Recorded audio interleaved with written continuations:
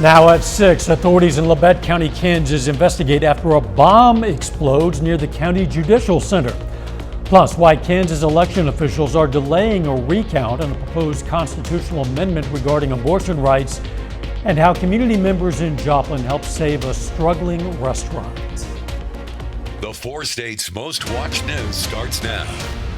The city of Parsons, Kansas was rocked this morning when a bomb exploded in a dumpster.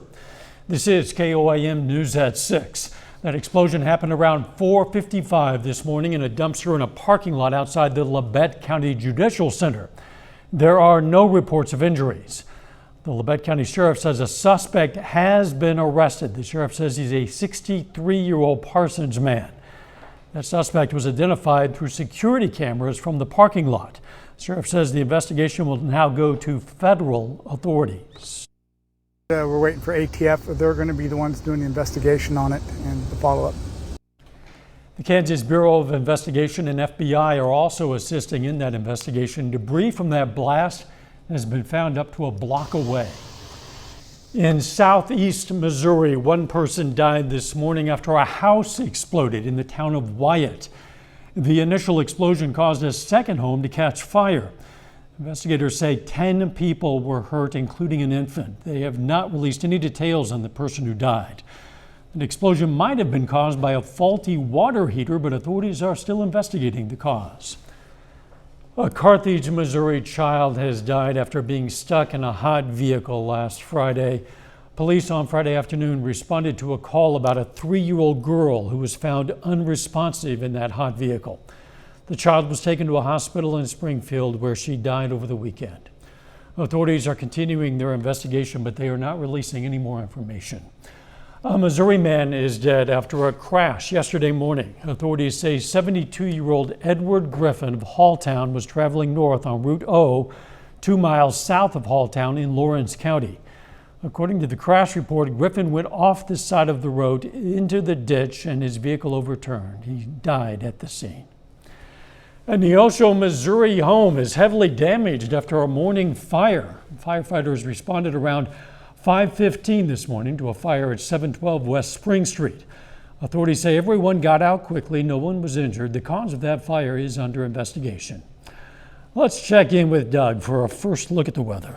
Well, it turned out to be another hot one for us today. Temperatures right around 100 degrees. In fact, our 22nd time this summer that we've hit 100 degrees, and we are getting a few isolated little thunderstorms that have popped up over the past couple hours. You can see one on the north side of Mount Vernon, and then here's Carthage, so I-49 up toward Jasper and Lamar, and then even a couple little guys popping up right around Pittsburgh as well. So we are going to have these isolated thunderstorms over the next couple hours, and then things will really calm down as we go through the overnight hours for us tonight.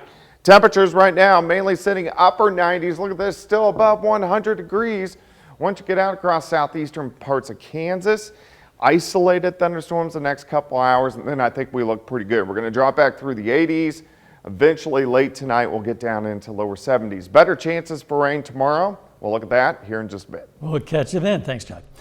Kansas election officials say they have not started a statewide hand recount of this month's decisive vote in favor of abortion rights because the abortion opponents seeking to have that recount, they haven't shown they can cover the costs.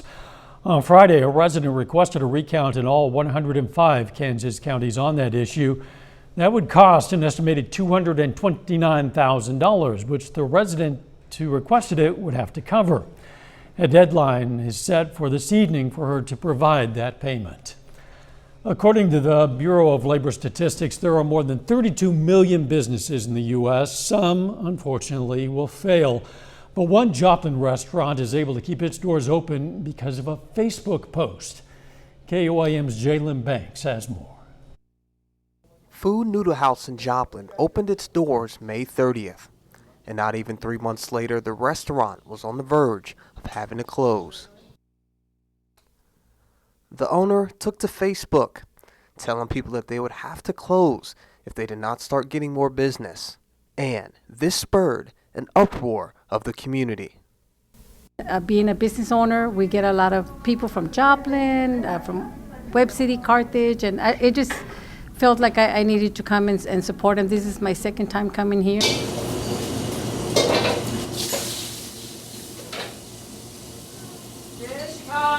Liang Zhu, the head chef and owner of Fu Noodle House, has lived in the U.S. for the last 4 years, and he was a chef in China for over 30 years. And he says he appreciates the community support. He said he's very grateful to his friends in the United States. He's very grateful and will definitely make the dishes better. He just wants to thank everybody so much for being the best. According to Lending Tree, 22.9% of businesses close within their first year being open in Missouri, which is above the national average. And if the community keeps supporting the Noodle House in this way, that number won't even be a factor. In Joplin, Jalen Banks, KOAM News. Looks really appetizing, doesn't it? To find business statistics in the 4 states, just go to our website. Of course, that's KOAMnewsnow.com. McDonald County teachers begin training on new safety procedures. Plus, how a Kansas City restaurant is using a robotic server amid staffing shortages. McDonald County school officials focused on safety during a back-to-school event. Today was the first day for teachers, so they got training on new security procedures. They met the district's 2 new resource officers and went through active shooter training. The district is also looking to add new cameras in all buildings, keyless entry devices on exterior doors, signage, and new fencing in certain areas. These are all the teachers across the district. We have 10 different schools across the district, and this is all of them gathered here together, and they're going to be going through some safety training. They're also learning about different programs that the school offers. School in McDonald County starts August 22nd, 1 week. As restaurants start seeing demand go up post-pandemic, some are turning to an unusual source to help their staff. At a Kansas City restaurant, you might see a robot bringing your food. Reporter Betsy Webster has more. Knock, knock. Here comes the robot. Meet Totoro. He's been helping deliver food at Sayachi Sushi in Brookside since January. With 4 trays, he can carry much more than a human food runner. But especially when we're really busy or when we have a very large table, it helps. Your meal has been prepared at a rapid speed. It's the voice of the elevator in Japan. I'm totally obsessed with him. I wish I had a Totoro at home. Servers are usually just steps behind for the human touch expected of quality service. Of course, you're going to have those 2 pieces of Totoro at the end. The restaurant's co-owner says they got Totoro to help out when they had trouble hiring, but he's actually become a bit of a celebrity. Sometimes people call and ask if is the robot working today, and we're like, well, robot doesn't have a day off, so. And from, the employer perspective, I mean, that's the best thing, no drama, no sick days. She says he cost the equivalent of 6 months' pay for a server. He plays a little melody while en route, which is cute, but also acts as a warning to servers to stand clear. Now, if you get into Totoro's way, he can tell, his sensors know, and he'll try to get around you. But if you get really, really stubborn and you really block his path, he'll eventually let you know with a message. First, gently. Honey, excuse me, I have to go there. Then, pleading. Don't block my way, please. I have to work. Otherwise, I'll be fired. I'm sorry, Totoro. I don't mean to get you fired. Go ahead. He just has this really delightful quality. He's very human-like, but a lot nicer than some humans that I've met. The dots on the ceiling, each with a different design, correspond to a table number for Totoro's upward-facing camera to read. He even has a slower, steady setting for ramen orders. I mean, I think it spilled less ramen on itself than I have on me. Then he speeds up on his way back to the kitchen. And that was Betsy Webster reporting. So do you leave a tip for a robot? I don't know what the protocol is. Another Kansas City restaurant has a robot server, and that restaurant plans to add a robot to yet another location. We might be seeing a lot more. A little bit later, we're going to hear from the Pittsburgh High School football team as they kick off their first week of practice. Plus thunderstorms back in the forecast. We're going to look at that coming up. Well, it turned out to be another hot one for us today. Temperatures right around 100 degrees, 22nd time we have done that this summer, which is kind of crazy, puts us top 6 number of times that we have done this on record in this region, which is kind of hot.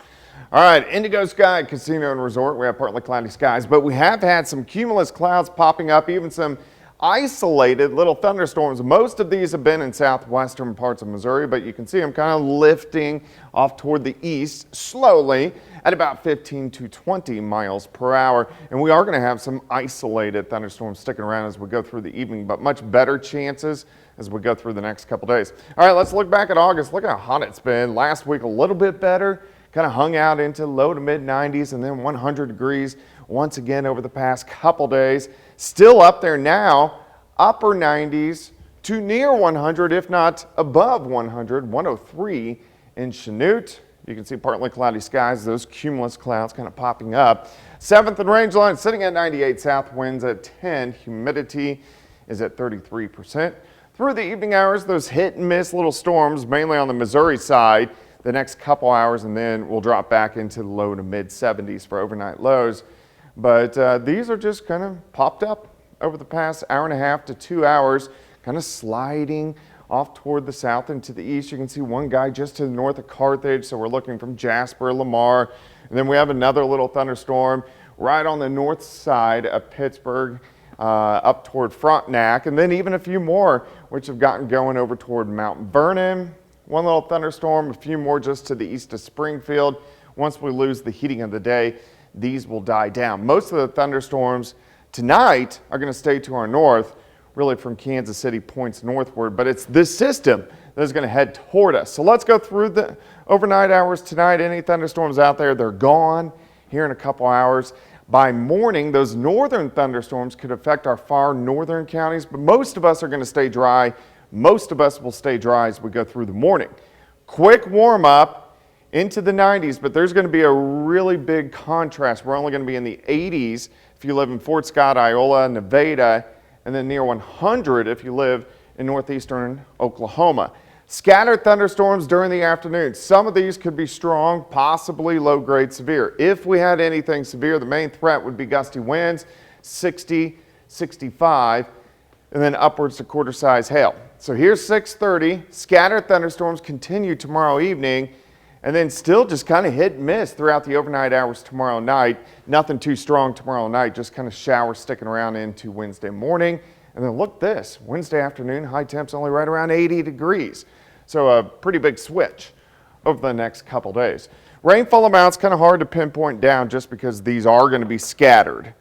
But I think a good chunk of us could pick up a quarter, half an inch, maybe even a little bit more in spots, which would be nice. 98 tomorrow, only 80 on Wednesday, 87 Thursday, 92 on Friday. Rain chances back in again as we head into the weekend. I'm loving the look of a high of 80 on Wednesday. The prospect of rain, I'm even more excited about. Yeah, we need the rain bad. We all do, for sure. Thanks, Jack. Hey, don't forget, you can be the first to know about the day's weather with the KOAM Skywatch weather app. Get severe weather updates sent straight to your phone. Doesn't cost a dime. It's available in the Apple App Store and the Google Play Store. That's the KOAM Skywatch weather app. Still ahead, the Pittsburgh Purple Dragons hit the field for their first football practice of the season, and the Frontenac Raiders aim to reload after losing a big senior class. Jacob Leonard has that and more up next. Well, today is the opening day of high school football practice in southeast Kansas. The Pittsburgh Purple Dragons hit the field nice and early this morning for their first practice of the year. Pittsburgh entering their first season under head coach Josh Latimer. The Dragons were 6-4 overall last year, won a playoff game for the second straight season. Latimer lists 4 starters returning on offense and 3 on defense, so the team have plenty of new faces on the field this fall. Now here's the Purple Dragons after practice number 1 under Coach Latimer. All energy, all energy. He's super energetic all the time. He's always bringing energy. He's always ready to tell you whenever you did something wrong, just to help you. He wants to coach you. We got to get better, obviously. I'm going to nitpick on some things. We've done some really good things today, too, especially with it being our first practice. Anybody that says their first practice is their best practice, they're not going to be very good. You walk up and touch him and think you got him blocked. Finish him! Hopefully we can stick with our DAT mentality, discipline, accountability, and toughness. We've got to improve in all those areas still, us coaches and the players, and we're getting there. We're getting there. Sometimes as a coach, you always say trust the process, so I got to trust the process myself. The Frontenac Raiders got on the field this afternoon for their first practice of the season. Now, the Raiders coming off one of the best seasons in program history, going 12-3 overall last season, finishing as 3A state runner-up. Now, Frontenac loses 18 seniors from last year's team. They'll still have some playmakers, though, including senior Mario Mangini.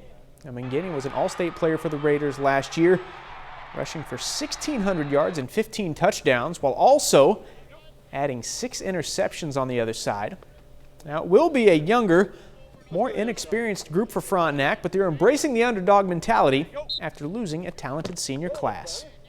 It's kind of an exciting thing. Last few years, I think we were the ones with the bullseye on us going into the season, and we were going to get everybody's best game. And we're going to have a lot of sophomores, juniors on the field, so people kind of don't know how the Frontenac Raiders are going to look. But they just got to have that chip, knowing that if people are going to doubt you, you just got to work hard, keep getting better. Those first 4 games are going to be very important for us, win or lose. Just get ready for district, and hopefully we're playing really good football and ready for the playoffs by November. The Kansas City Royals open a 3-game series against the Minnesota Twins tonight. Now, the Royals have been pretty good the last 2 weeks, going 7-4 in their last 11 games. Now, tonight's game 1 of a 7-game road trip for Kansas City. First pitch for that one will be here in about 15 minutes. Chris Bubich gets the start on the mound for the Royals. First pitch coming up at 6:40. So Dow, I was out there at Pittsburgh practice this morning. I was out there at Frontenac practice this afternoon.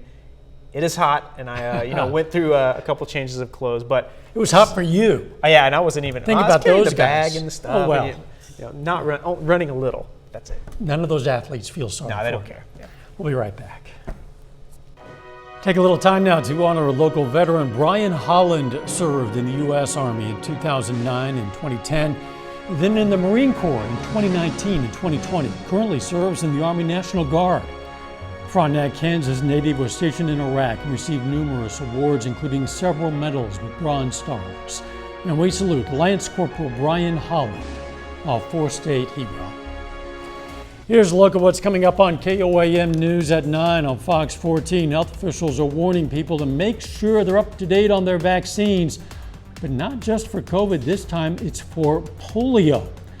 Also, a year ago today, the U.S. pulled out of Afghanistan. We're going to get a current look at that country and new technology for virtually attending concerts. Those stories, a lot more, of course. It's coming up tonight on KOAM News at 9 on Fox 14.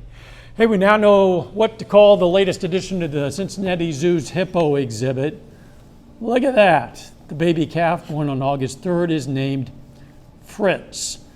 Zoo officials opened the vote to the public who chose between Fritz and Ferguson. More than 223,000 votes came in from the U.S. and dozens of countries, and Fritz came out on top. The zoo's head hippo keeper, there is such a thing, says Fritz is appropriate since his mother's birth control ended up being on the Fritz.